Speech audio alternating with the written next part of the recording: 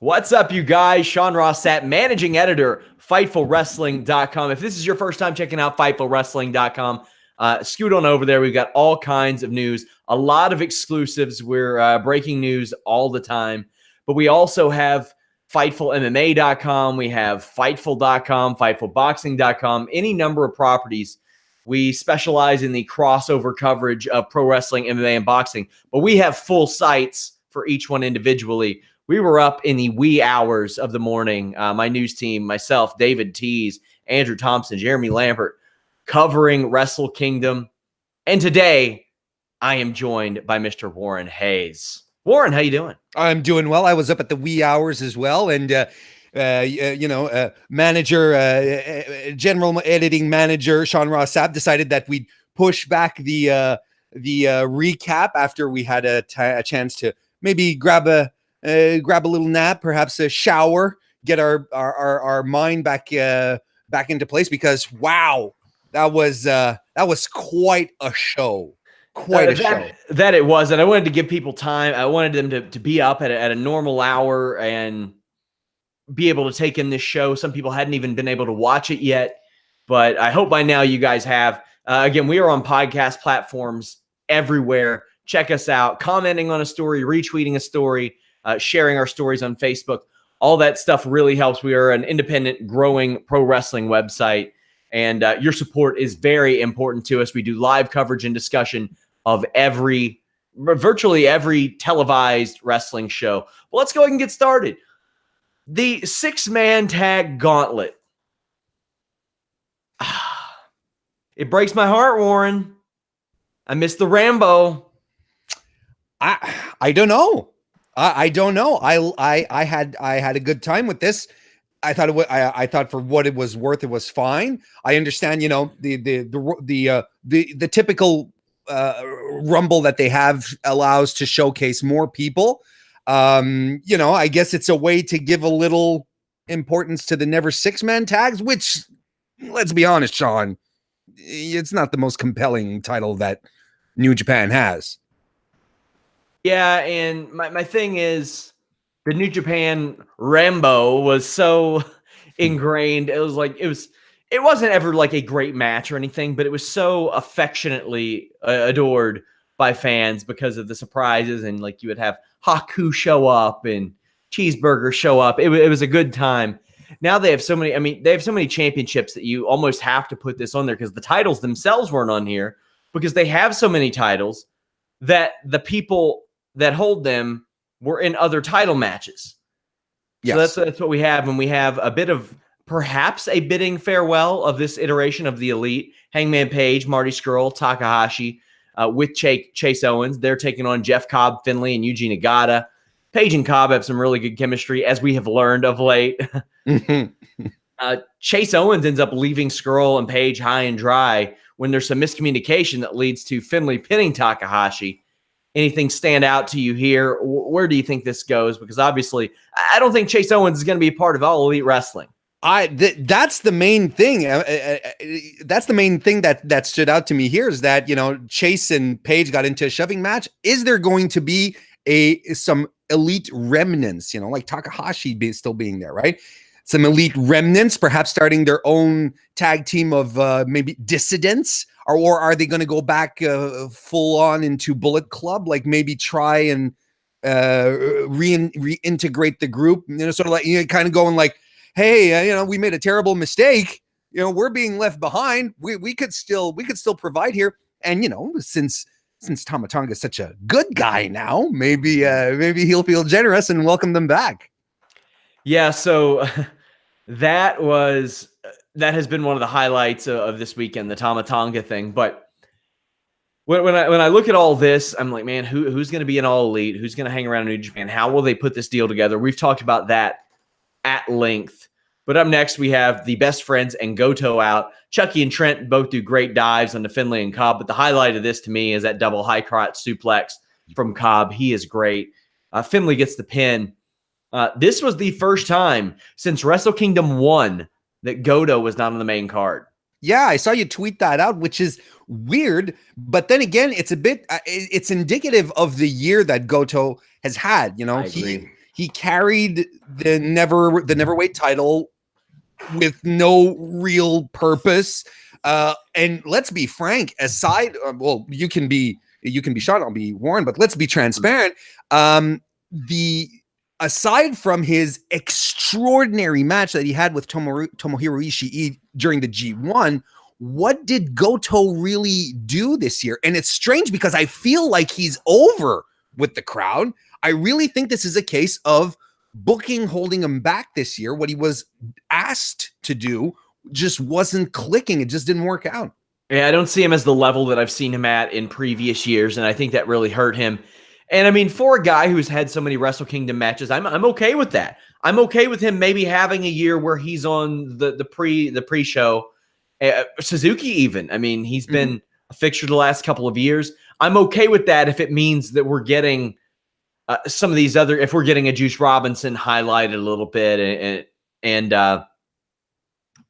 we're seeing the Bone Soldier in there, really Taiji Ishimori making his mark. That's okay to me.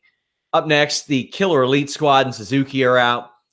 And at this point, within 10 to 15 minutes of this New Japan show, we had seen talent contracted to Ring of Honor, Lucha Underground, MLW, and All Elite Wrestling. So, as I mentioned, New Japan is the prettiest girl at the prom. They're the ones that they're the prom queen. They're the ones that everybody wants to work with right now. Killer Bomb gets a pin on Finlay. Then Taguchi, Makabe, and Yano are out. Suzuki bumping for an ass in his face is a Wrestle Kingdom worthy moment in my estimation.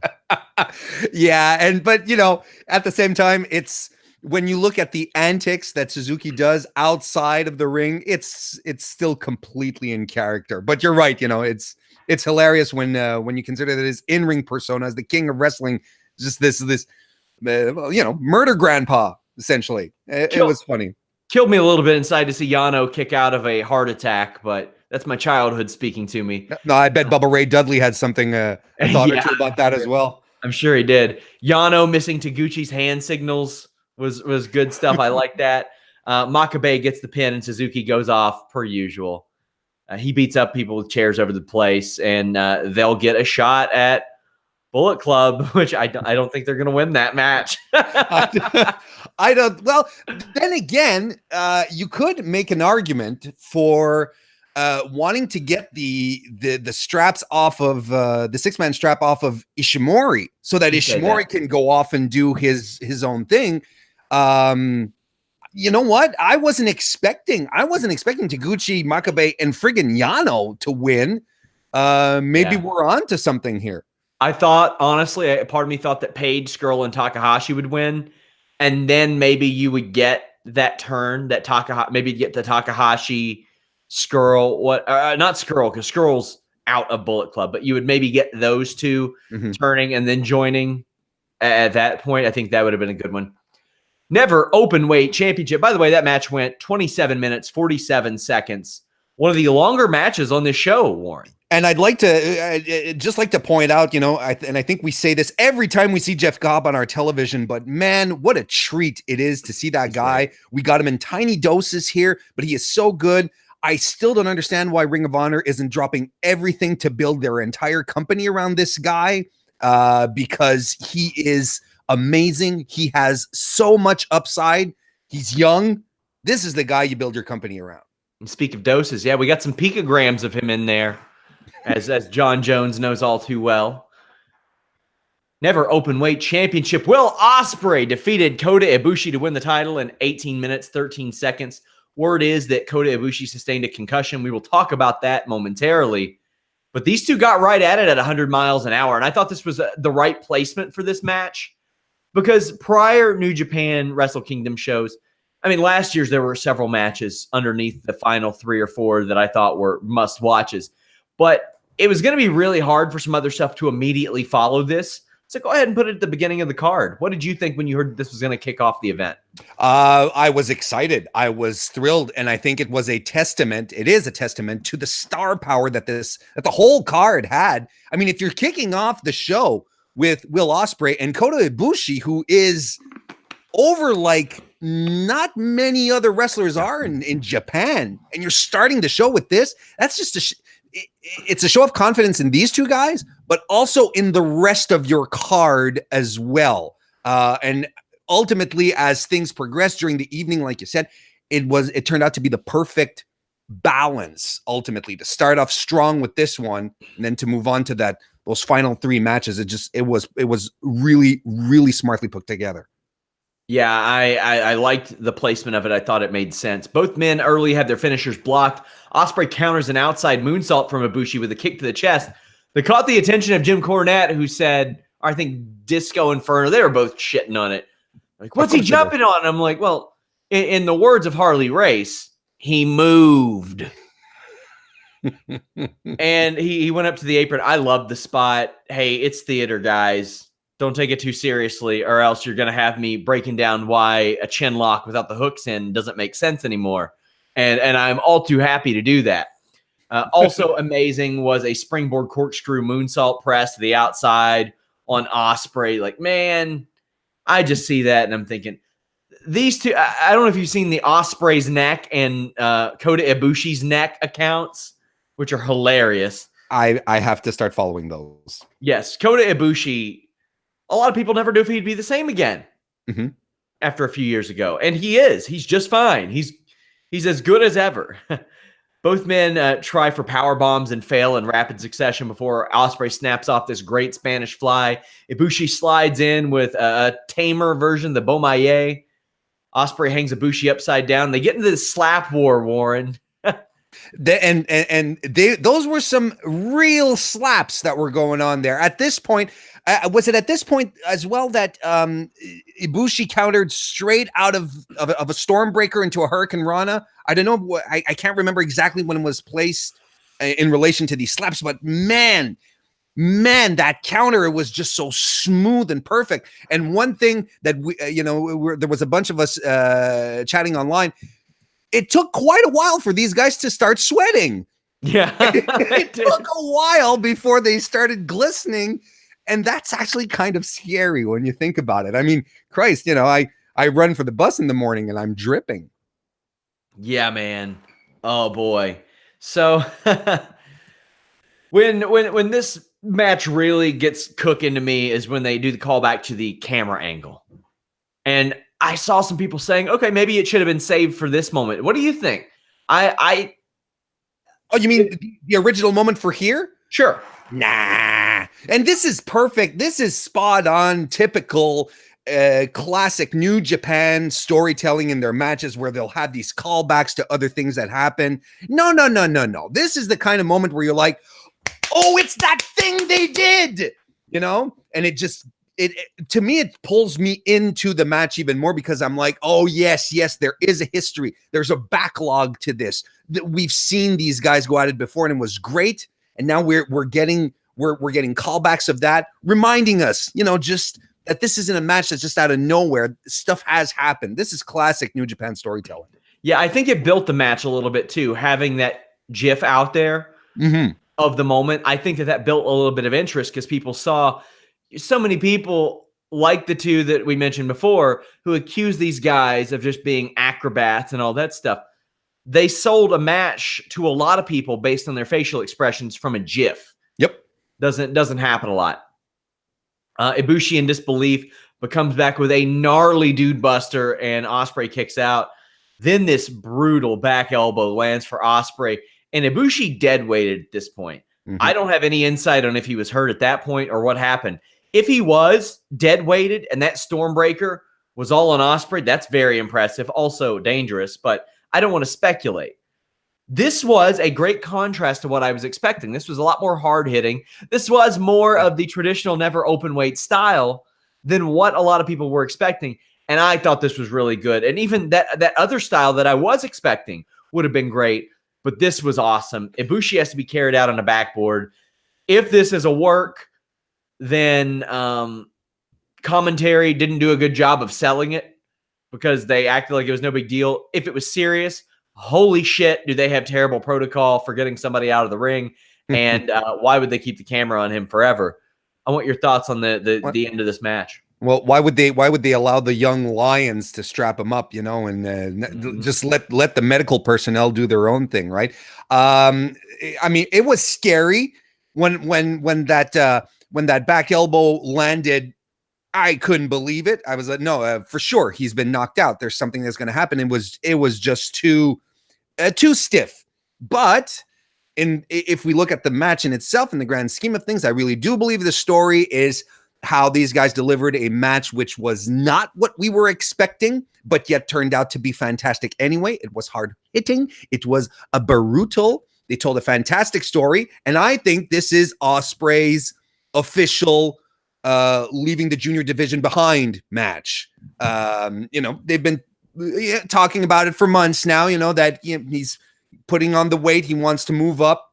I think we got it here. I think this was part of a strategy to break away from El Flippy stuff to more grounded, more aggressive heavyweight style. Yeah, I think it's a good move. I like it. And it'll add some years on Ospreay's career, and he'll be able to not depend as much on his knees anymore. You know what I mean? I mean, it's smart. It's good. It's good for everyone. It's good for Will. It's good for us. Let's do it, man. IWGP Junior Heavyweight Tag Team titles, LIJ, Shingo Takagi, and Bushi defeated Suzuki Goons, combination of Kanemaru and Desperado, and Roppongi 3K to become the champions in just under 7 minutes. I still wish these tag divisions were combined because I think it would increase the quality of matches. But I don't think that New Japan really cares that much about tag team wrestling, to be honest with you. You kind of get the feeling they care a little more than WWE does, but I mean, that's not a high bar. I know. I was about to say that. Yeah, I saw you tweet that out last night and it got me thinking, and it does make sense in a way, to just, never mind. I know that there's a big deal made out of styles, the junior style, the heavyweight style, but when it comes to tag team wrestling, man, you can as a wise man once said, you can break the walls down and just let all these styles mesh. It's about the tag team wrestling. That's what attracts people to tag team wrestling. Well, this smash is Roppongi dominating the highlights of it early on, and they seemed poised to win. But you don't know how much. There are always rumors that any team is going to split, but I think Roppongi has some time left. I really do. My favorite spot was Bushi and Desperado both trying to spit mist and whiskey and catching each other. Bushi almost takes the term suicide dive too literally because he was like a dagger out there. Takagi gets the win after a gory bomb and the last of the dragon with a good deep pin as well. The match happened. It was there. What do you think? I have a few thoughts. First of all, I forgot that Kanemaru and Desperado were in the match at some point. They existed. Yeah, exactly. I think it's curious. But then again, it's New Japan. Okay, let me. I won't get too much ahead of myself. It's curious that they're putting Shingo into the junior division, right? And especially in the tag division. I mean, this guy was big time Dragon Gate draw, right? Like he's a name. Sure, he weighs like what, 215, 210, something around those weight classes, but he wrestles like a heavyweight. He's like Buddy Murphy. He fits a weight class, but he wrestles like another. And when they brought him in to LIJ, I thought he was going to rise up, be a bigger, have a bigger presence than this. But I mean, it's New Japan booking. Sometimes you just have to wait it out. Sometimes the plans become clear a few months in. You're like, oh, okay. It gives them something to do, puts them on TV. And I mean, this match was a showcase for Shingo. He did everything in this fight right here. But I liked it. I also liked how they protected Yo and Sho nonetheless. Sho ate two pumping bombers and kicked out, so they remained strong nonetheless. They should. And they should. So no, I mean it happened. I was inoffensive. It was solid, but I mean it was just really weird. Desperado and Kanemaru were non-factors in this match. It was a casualty of the time limitations. Mm-hmm. It really was. This one was. Suzuki Gun's reign ends at 304 days, which is 44 shy of Takawa's and Otani's record. Then we have the British Heavyweight Championship. Zack Sabre Jr. defeated Tomohiro Ishii in 11 minutes, 37 seconds to win the title.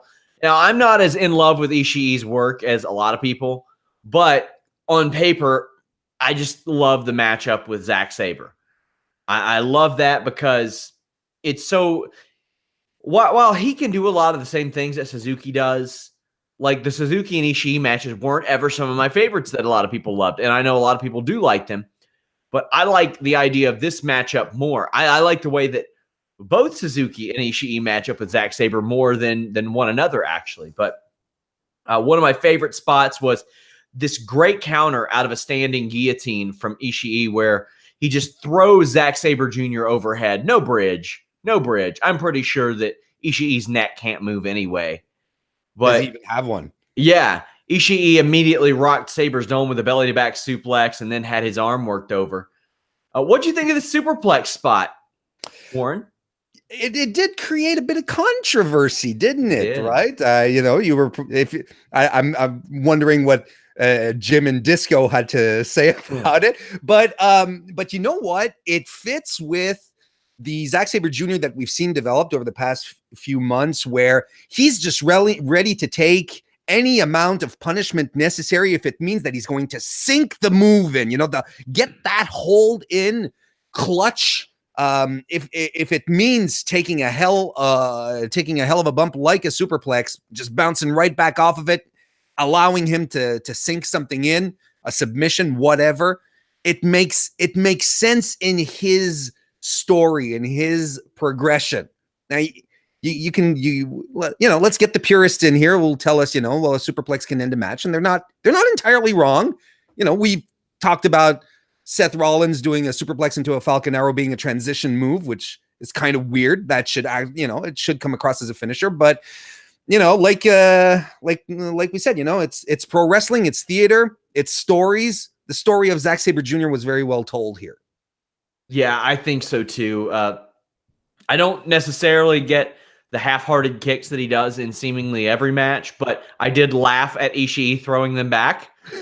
Well, I like that. I like it because he's a dick. He is a dick. That's just it. So his little, and he's standing straight.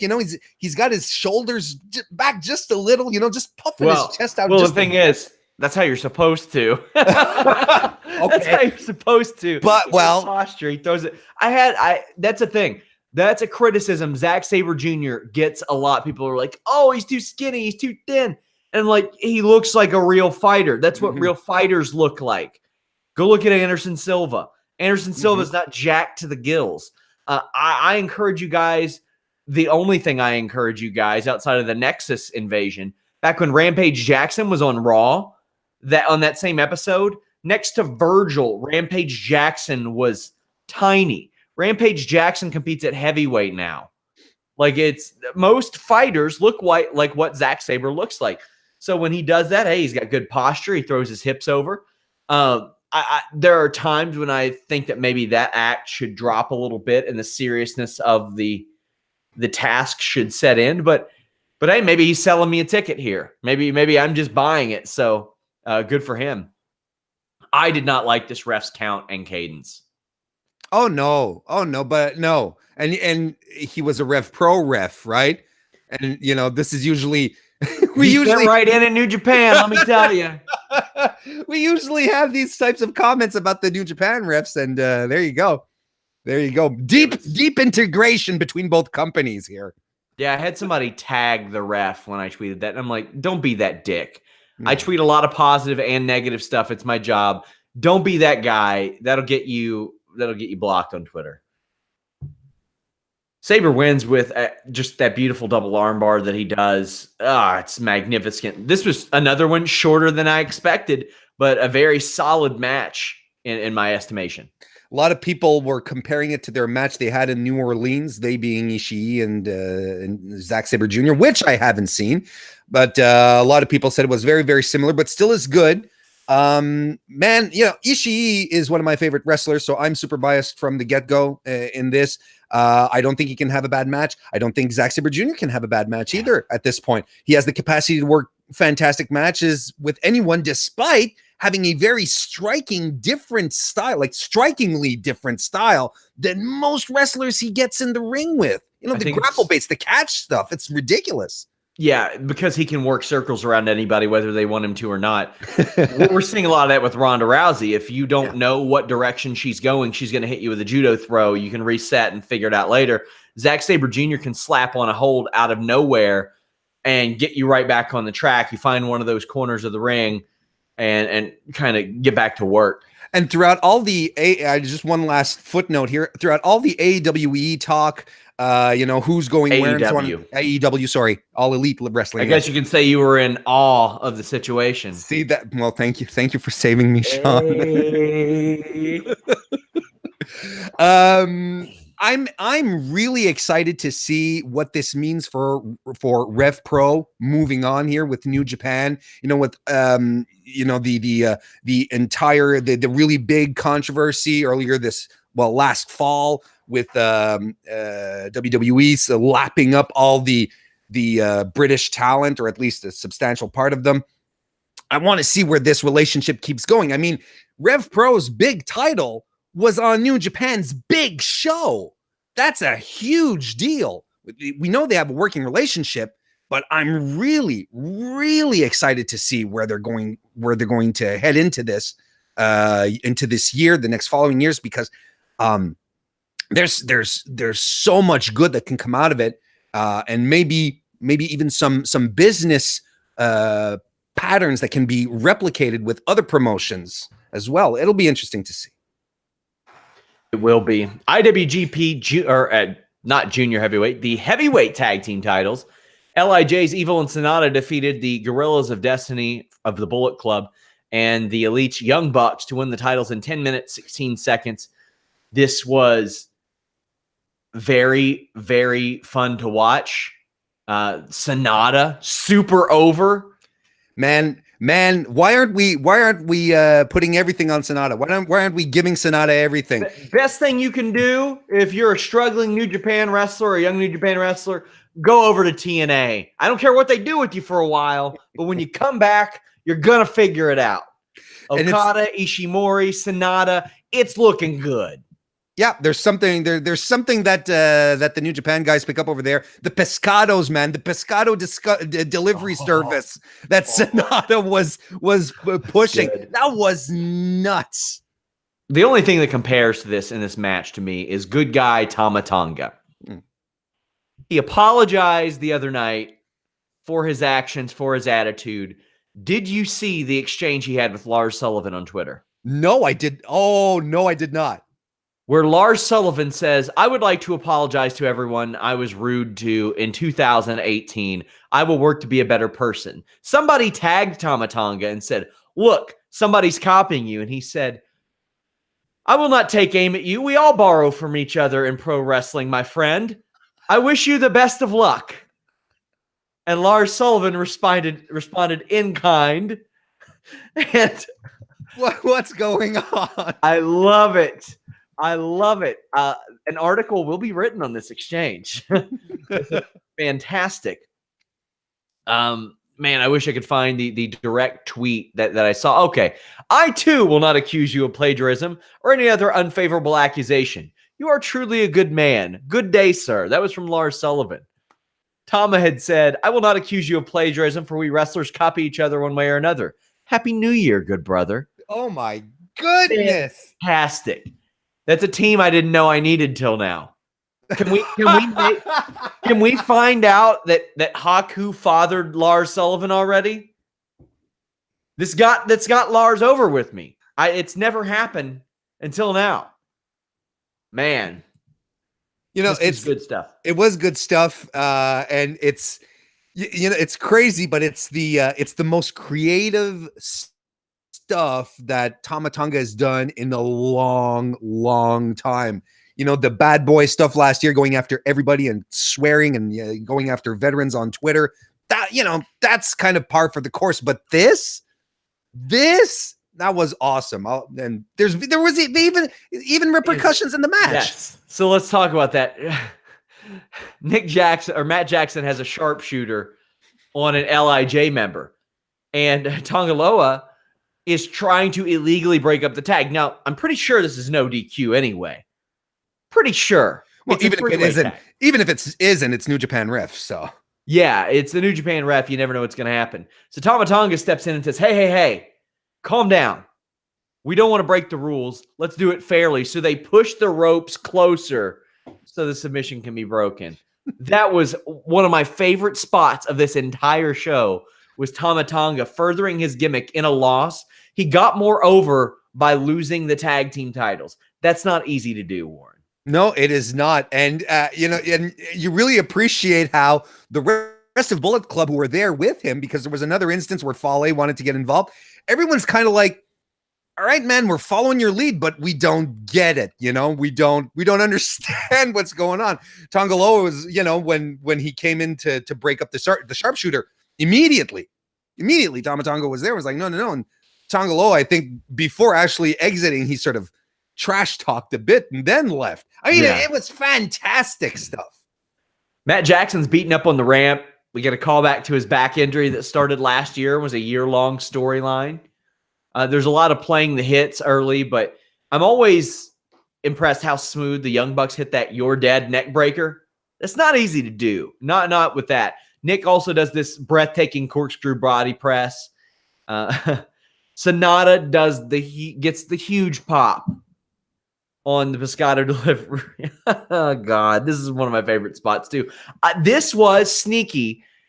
Maybe, man. See, I can't say it was first, second, third, fourth best match of the show, but I enjoyed it as much as so many of the other matches because of how how the right people got over in this. It was sneaky fun. And you know what? For all the controversy and the bitching and people saying the Young Bucks didn't deserve this, thank God the Young Bucks were there.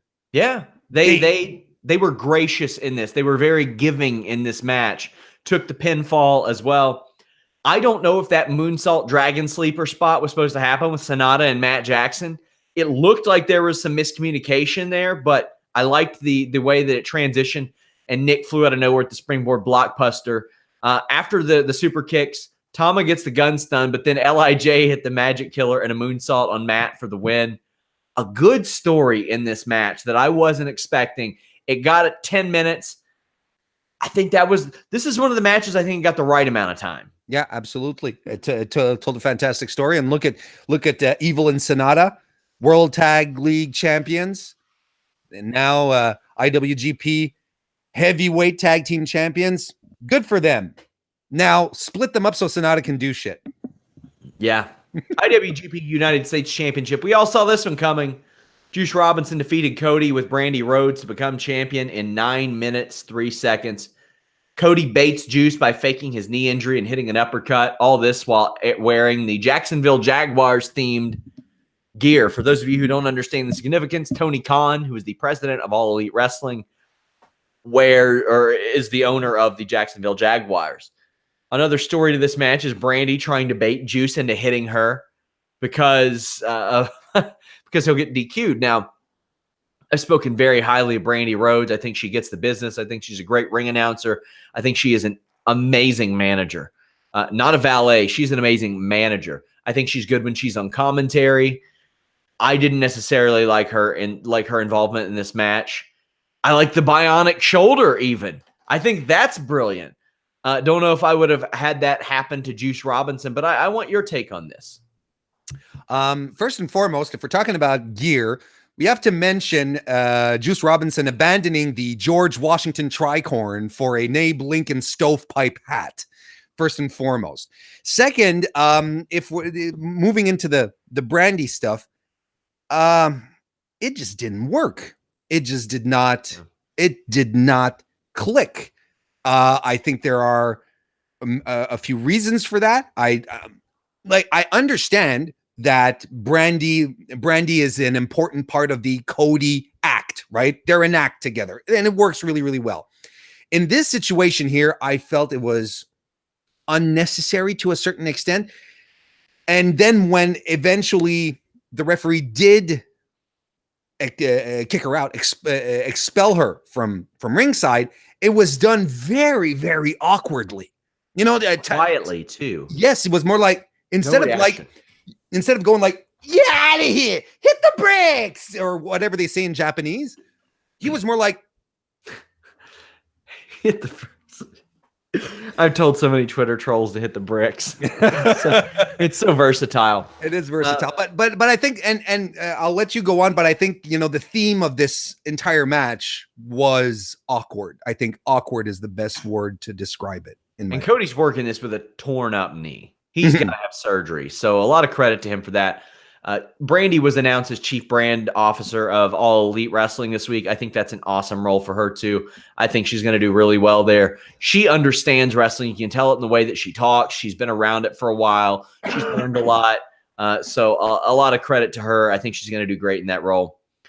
Cody hits Crossroads. It's kicked out of. Juice returns the favor with a Crossroads of his own.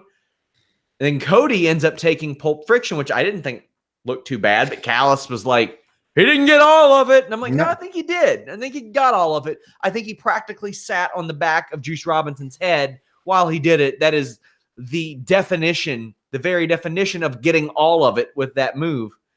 But Juice comes back. His punches are amazing. They are the best.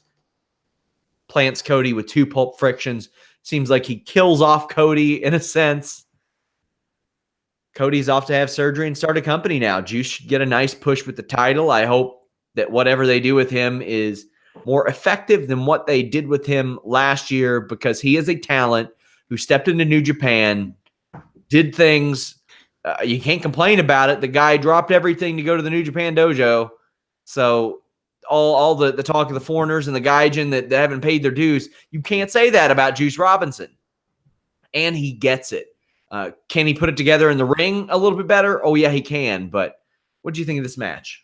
I really didn't care for this match. Like I said, this match was the theme of this match was awkward. I thought Brandy's participation in the match was awkward. I thought her expulsion was awkward. I thought that the psychological moment where Juice is thinking about hitting a second Pulp Friction was awkward. It felt kind of out of character for him, and his post match celebration was awkward as well. He was just sitting there, having like a moment of euphoria, like this very profound moment of realization. I don't know what was going on before he hit the turnbuckles to then drop the title, but nonetheless, you know, everything felt off in this match. I don't feel like I didn't feel the flamboyant Juice Robinson here, but I do hope he has a better 2019. I hope the curse of the US title breaks, because everyone who's held it so far has done diddly squat with it. I really hope he snaps it in 2019, because I'm pro Juice, especially if he keeps the stovepipe hat. Well, I like Juice Robinson. I loved his stuff on Being the Elite, where he was looking for gossip for the boys. I thought that, I can't believe that we didn't see more of that. And maybe we will, depending on what we see out of this. He becomes the first 2-time United States champion. And I mean, your champions right now are Cody, former ROH world champion, Jay White, who seems poised to become a New Japan main eventer, and Kenny Omega. So he's in pretty good company. But man, this United States title couldn't mean less at this point, especially considering that it just, I don't remember any prestige. Nobody successfully defended it since like last summer, maybe. That being said, New Japan did announce some dates. They announced back-to-back Tokyo Dome shows next year. They announced the G1 is starting or kicking off in Dallas, and they announced a show in the UK. and that Rev Pro partnership is going to be cashed in on that one, I'm sure. What are your thoughts on these announcements? No, I think it's fantastic. I think starting the G1 in North American soil is smart. I think it's a really good move. It adds to the international flavor of the event as well. I like it. And good for them for setting up a UK show. UK fans have been asking for WWE to give them one for years. Well, good on them to give them the event that they've been clamoring for. I think it's awesome. I think it's a great idea. I know a lot of people are saying 2-day Wrestle Kingdom event. I don't know that they officially announced that. I know that they announced back-to-back Tokyo Dome shows. That's good news. I think it's ambitious.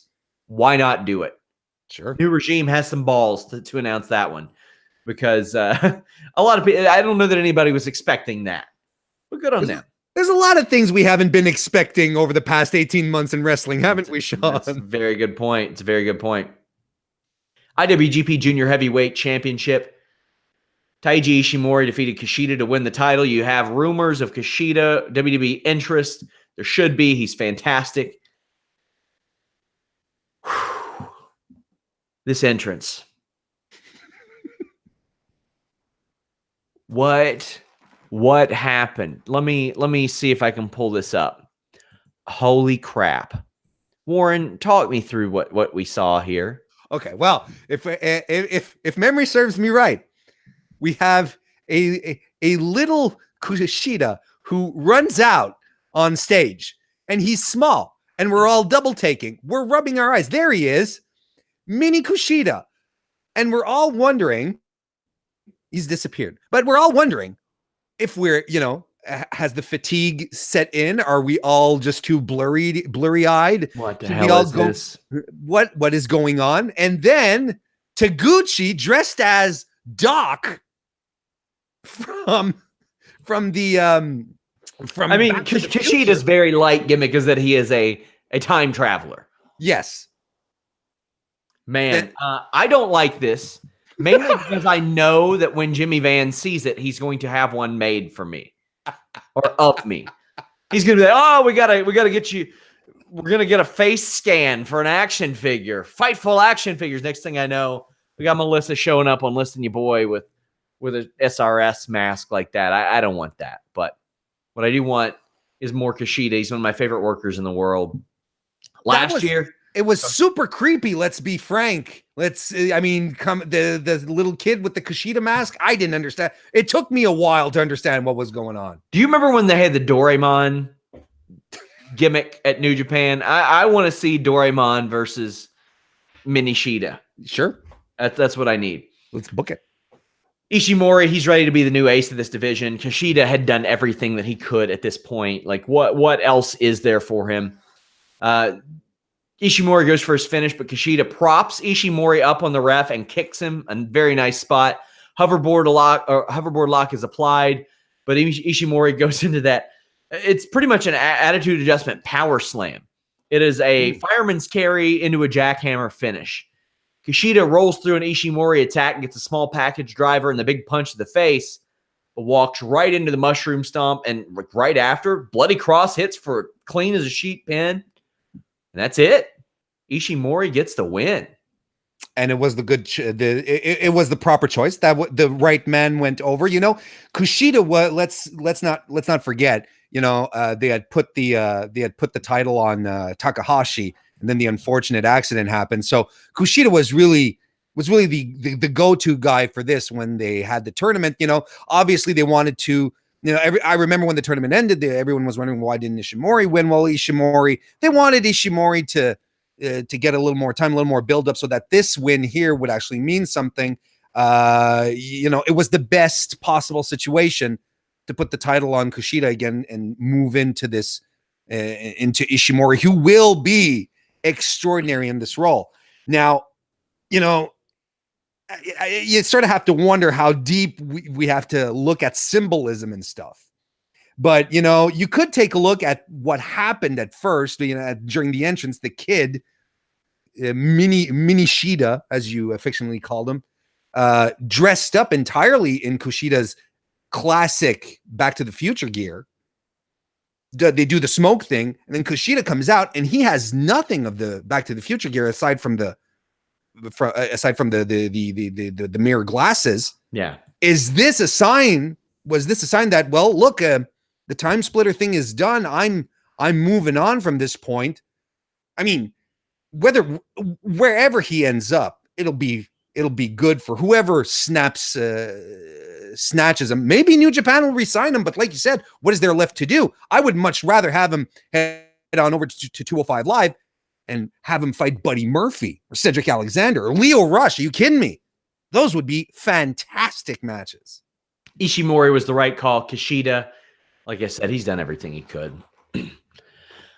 Up next, Switchblade Jay White defeated Kazuchika Okada in 14 minutes, 20 seconds. We do have an exclusive feature up on Switchblade Jay White on Fightful.com, the latest Making a Finisher, where I talked to him about the inspiration and the use of the Blade Runner and Sharp Sensations, the crucifix elbows that he does. But this was them firmly entrenching Jay White at the top of the card. If there was any doubt, I mean, we knew it a year ago they were going there. They came in with all the fanfare and the vignettes and the hype. And I don't know that he delivered for the first several months. And this is not the Okada Wrestle Kingdom epic that we've come to know and love. But Jay White hung with him, and I think he did great. I like Jay White here. And really, if you want to be a New Japan main eventer, if you can hang with Okada, you're probably going to be all right. Because that's who you're going to be working quite often. He's going, like, honestly, if anyone had any doubts, they've been erased here. But he had some extra pressure. He had to deliver. He had to erase Wrestle Kingdom 12 from this. 2018 was such a big formative year for the character of Jay White, and all these so-so matches that he had, these underperforming. I wouldn't want to call them bad, but they under-delivered. They were still very fresh in all of our memories.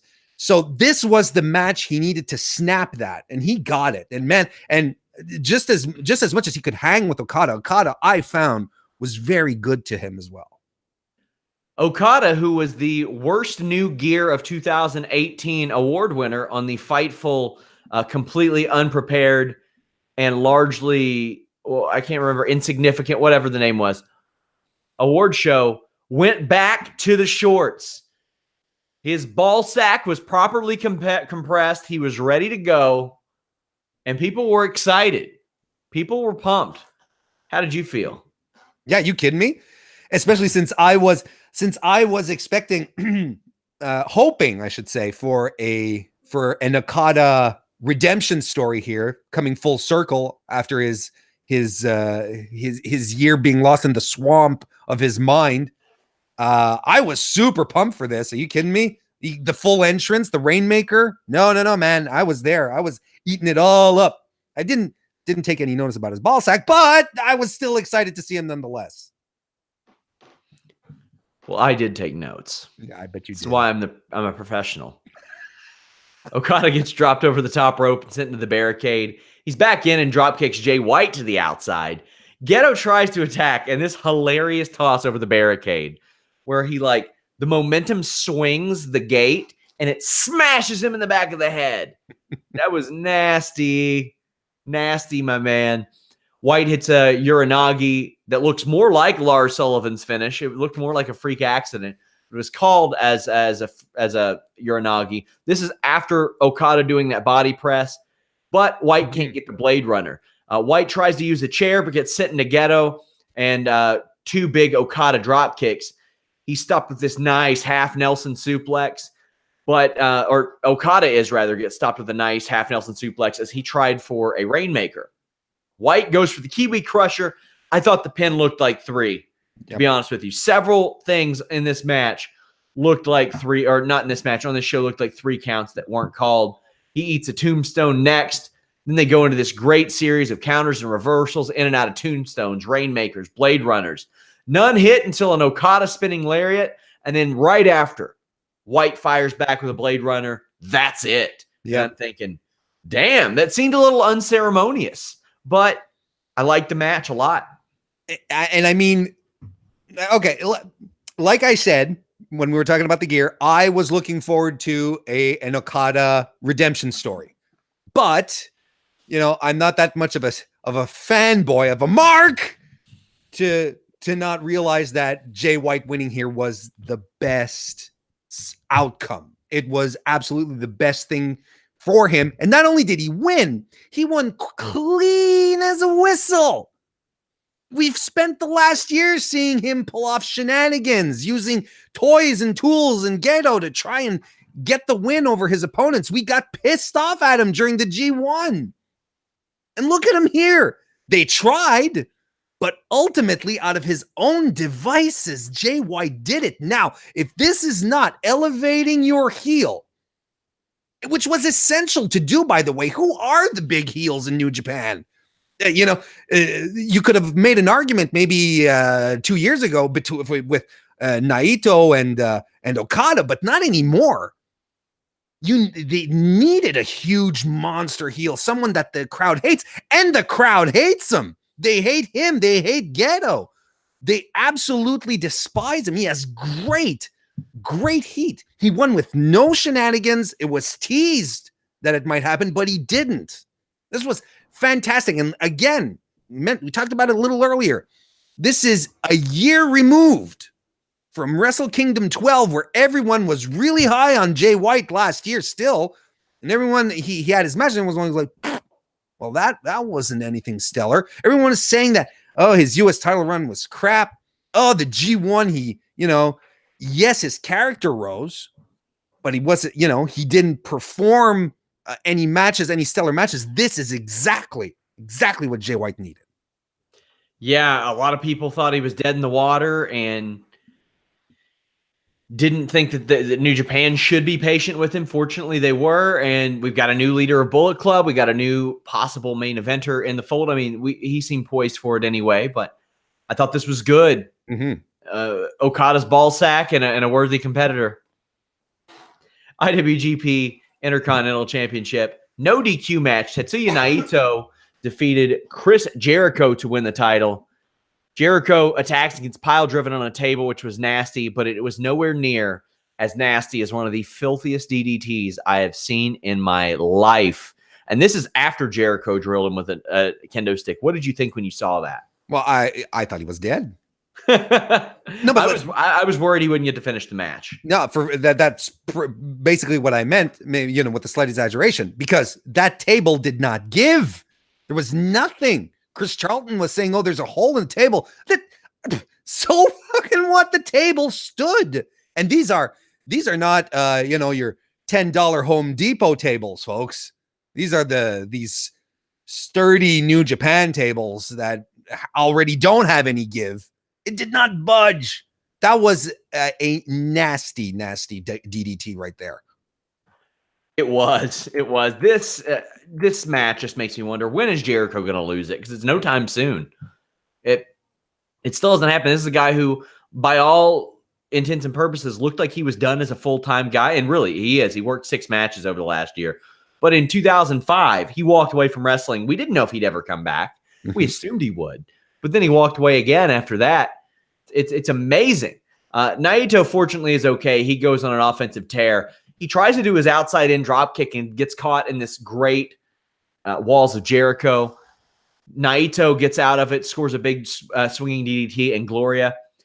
He wears out Jericho with this kendo stick. And then when he winds up like he's swinging a baseball bat, which got a good reaction, he walked into a code breaker that he sold amazingly. And I woke up people in my house thinking that was the end right there. Yeah. People was like, shut up. Jericho drags in a ton of chairs, but ends up getting a code breaker from Naito and a German suplex. I don't know why Jericho then needed to shove the ref for a low blow because there's no DQ.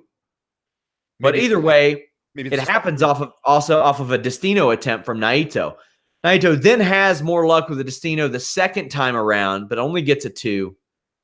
And we get this beautiful shot. In the corner is the title that they're fighting for. And in the background are Naito and Jericho recovering, plotting. Naito cracks Jericho with the title belt, gets Destino for the win. This was an awesome story. Jericho still has it. He is outstanding. Of course, Naito still has it. I wouldn't be shocked to see him in the main event next year. Whew. What do you got with this one? This was a fantastic match, and just before we earlier this afternoon, while getting prepared for the podcast, I turned back on Triple H versus Jericho, fully loaded 2000, the last man standing match. Man, Jericho is working just as hard right now as he was back then. It's some crazy stuff he went through.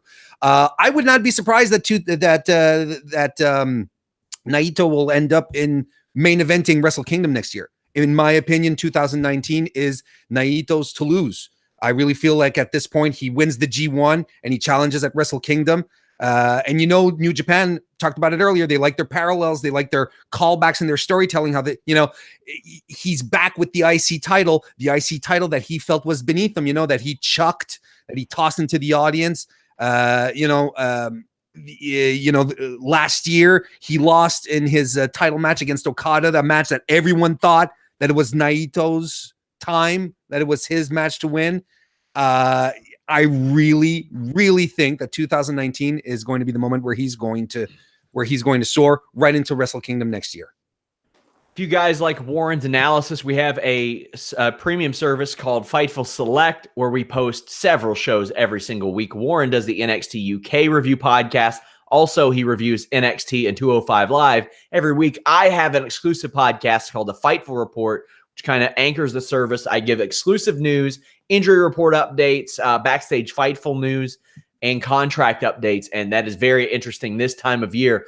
Also on the weekends, we have a non-WWE podcast from Steven Jensen called The Weekender. Every month we do a retro review. We have a lot of neat stuff up there. I'm always posting exclusive news, early access, a lot of neat stuff. Just check out FightfulSelect.com as an independent wrestling website. That type of support is the most direct way to support us. Main event time, Hiroshi Tanahashi defeated Kenny Omega to win the IWGP Heavyweight Championship. Kenny Omega comes out with one-winged angel-style gear and the Young Bucks.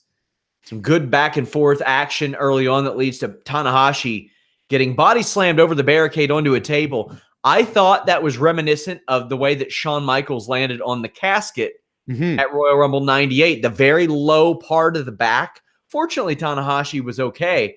But in the opening minutes of this, a lot of people thought, well, they're going to go 60. They're going to go 90. They didn't. They went under 40. What were you expecting going into this? I gotta admit, I had even tweeted it out because I thought since all the matches had been relatively short, especially compared to Wrestle Kingdom 12 last year, I was expecting this to go to the time limit at this point. I figured, okay, well, if we're going to hang in the same time frame as last year, this is going to be a 60-minute draw at this point.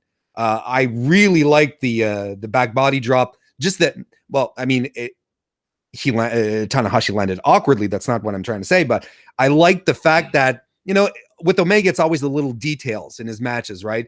And I think that body flipping right in front of Masahiro Chono was not a mistake. You know, I think that was, it's all been about the new style versus the old style. This was not a mistake. I like that little moment. Omega was building this match in July. And if you don't believe me, go back and listen to the media call I was on with him, where he talked about how all the people in New Japan that are in great shape are the Gaijin who are in the gym and working to get better. And that's why they're ripped to shreds and the Japanese guys aren't in there. And he took a lot of flack for that. Mm-hmm. A guy who relocated to Japan and learned the language was being called a racist by a lot of people who were sold tickets. I mean, I thought they built this very, very well, and it was good foresight from everybody involved. And Tanahashi playing this up too, not wanting to fall into Omega's type of game, the way he uses tables and all that. And you have Omega helping up the Japanese announcer that he knocked over and like patronizing the Japanese crowd with his reaction to that. So I thought that was outstanding as well. Omega gets his leg worked early, and this would pay off dividends later in the match, and it was sold really, really well. Early on, we don't see it paying off. He does a Guitar Crusher, a Frankensteiner. Tanahashi does a somersault senton, but then Omega eats absolute shit on a tope con hilo that Tanahashi didn't necessarily catch him on, didn't step forward enough. I mean, that's the thing. When you're taking that move, you kind of step into it, and you hope production doesn't catch you stepping into it. Omega hit his ass hard on that ramp. He seemed okay, though. Yeah, he was. He was, but he hit his ass hard on the ramp. Yeah. V-trigger hits, then the rolling Samoan, and then I like, because that's when it hit. And that's how it happens in real life. If you tweak your knee or something, it isn't always after you have it attacked. Sometimes you just step the wrong way. And Omega flipped up, and he was like, oh, shit, there it went. There went my knee. He's still bumping like crazy. And off that rolling Samoan, there is this amazing rope-hung dragon screw leg whip. Ooh, Warren, this one gave me chills. I still feel my tendons are not exactly, they're still tingling off of that one. That was severe. It looked fantastic. You know, I'm going to tell you, Sean, you know, sometimes when you watch a lot of pro wrestling, you know, you understand how the moves work and so on and so forth. And you're like, okay, but sometimes there's just these magical moments where you're like, I have no idea how that has been pulled off and no one is legitimately injured. I just don't understand it. Good on them. It's amazing. Omega still bumping like crazy. One of the most brutal knee up counters I've ever seen in my life happens when Tanahashi goes for the high fly flow.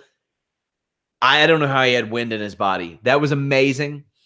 Tanahashi to an outstanding pop. Hits a Styles Clash on Omega. This is 3 years. I can't believe it's been 3 years since a much smaller Omega kicked AJ Styles out of Bullet Club. I thought this was an amazing callback, Warren. It was, and it kind of warms your heart to realize that the Japanese fans haven't quite forgotten about AJ, right? Yeah. And I'm pretty sure AJ got a couple of texts if he wasn't already watching. You got a couple of people sending him over, maybe recorded the little clip and sent it to him and was like, hey, AJ, check this out. Maybe he's sitting at home right now in Alabama going, There were several WWE wrestlers obviously watching this. They weren't putting it out there that they were watching it, but I was in contact with a couple on my own that were like, oh, you're up for this? And I'm like, yeah, I got to cover it. But and I think they're going on the road right now too. I think several of them had travel a few hours later, so that's kind of cool. And I know that at least one other that I spoke to said that they're going to try to watch it as they travel. So that's good to hear. Yes. Tanahashi follows up with this great sling blade on the apron. Good spot. Then Tanahashi falls victim to Omega's game. He tries to play Omega's game. He puts Omega on the table, goes for the high fly flow, which he said that he's not going to do to ringside anymore. But Wrestle Kingdom, you got your 40,000 or so. He does it and eats whatever terrible substance that table is made out of, because it ain't wood and it ain't pressed sawdust. What'd you think of this? This was amazing, I thought. It just added so much to the story, didn't it? It was really, at this point, he was, you know, you're throwing caution to the wind. You're trying everything. You're trying your best, and you're like, okay, maybe a little moment of hubris by Tanahashi here. But man, the impact, the splat, it was gruesome to see. What a crazy bump. And how old is he now? 42, 43? At 42, I think. He shouldn't, he doesn't need to be taking these bumps either, but yet he does it. And we're all lucky. We're lucky to witness this, that he's still able to pull it off, that he still has the guts to do it. And he wasn't done with this type of high spot either. No, he was not. Whew, boy. So Omega slams Tanahashi with this violent series of power bombs. And I don't know that Tanahashi kicked out of it. I made a note of it. There was no oomph in any of those kickouts. You know how usually the body contorts and, there's the spasm, the legs. He was just like, it was like, when you're in bed with someone, they have all the covers and you're trying to pull them over. That's what it looked like. But to me, it added so much to the story again, to what they were trying to tell.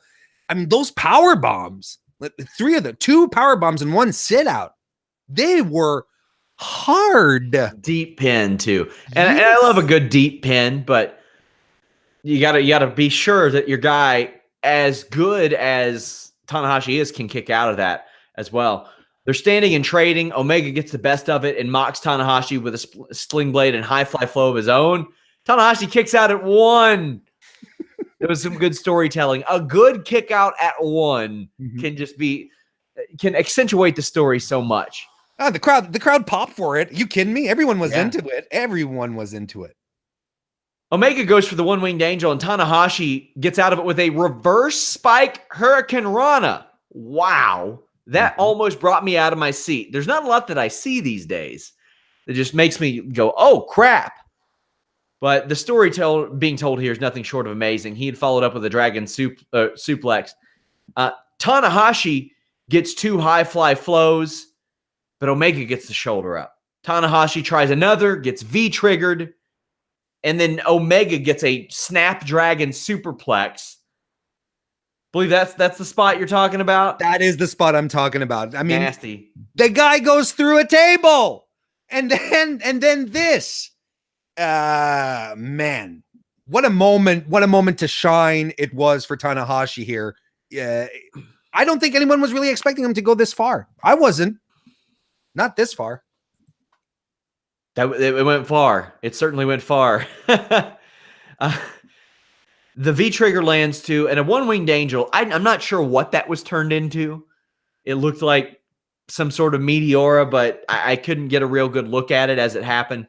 But a sling blade and a high fly flow wins it. This was a blast. It was a must-watch match. Yep. I don't put it up there with Jericho and Omega or Omega and the Okada matches, but on my ratings guide, I gave it a 9.25 out of 10, which on the rating is match of the year territory. And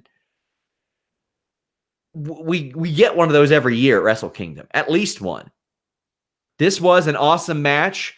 I think that the time restrictions actually played into the favor of my excitement for this match because I wasn't up at 8, 9 in the morning watching this, but I thought this was really good with the question marks surrounding Kenny Omega. This was the right move, I think. I really think this was the right move.